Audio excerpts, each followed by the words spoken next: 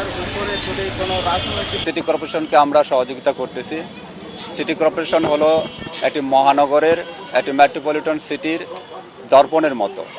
এই সিটি কর্পোরেশনের রাস্তাঘাট পরিষ্কার পরিচ্ছন্ন রাখা, ড্রেন নর্দমা পরিষ্কার রাখা, জনগণকে নাগরিক সেবা দেওয়া, এটা সিটি কর্পোরেশনের মহান দায়িত্ব।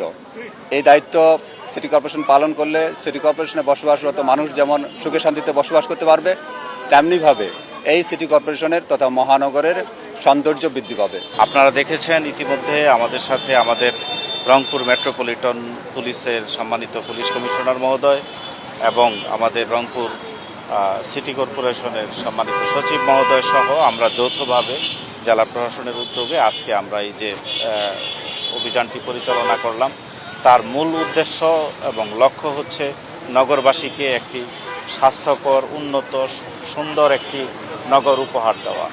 আমরা সবসময়ই সচেষ্ট আছি এ নগরে যারা বসবাস করে তারা যেন একটি সুন্দর পরিবেশের মধ্যে বসবাস করতে পারে, যেন তারা সবাই সন্তুষ্টির মধ্যে থাকে। এ বিষয়ে আমাদের রংপুর সিটি কর্পোরেশন তারা সবসময়ই সচেষ্ট রয়েছে। আজকের যে ব্যানার, বিলবোর্ড, প্যানা, এছাড়াও অন্যান্য যে ফুটপাত দখল করার যে কিছু বিষয় রয়েছে সেই বিষয়গুলো আমরা আজকে উচ্ছেদ করার চেষ্টা করেছি এবং আমাদের এই যে আজকের এই যে অভিযান এটি অব্যাহত থাকবে। প্রাথমিক পর্যায়ে আমরা নিজেরা এগুলো রিমুভ করছি এবং তাদেরকে আমরা কিন্তু আমাদের মেসেজটি পৌঁছে দিচ্ছি। আমরা যখন দেখব যে না, আমরা একবার দুইবার হয়তো আমরা নিজেরা পরিষ্কার করে নিয়ে আসছি, তারপরেও যখন এই বিষয়টি যখন অব্যাহত থাকবে, হয়তো কেউ যদি আইন ভাঙবেন, তাহলে প্রচলিত আইন অনুযায়ী প্রয়োজনীয় ব্যবস্থা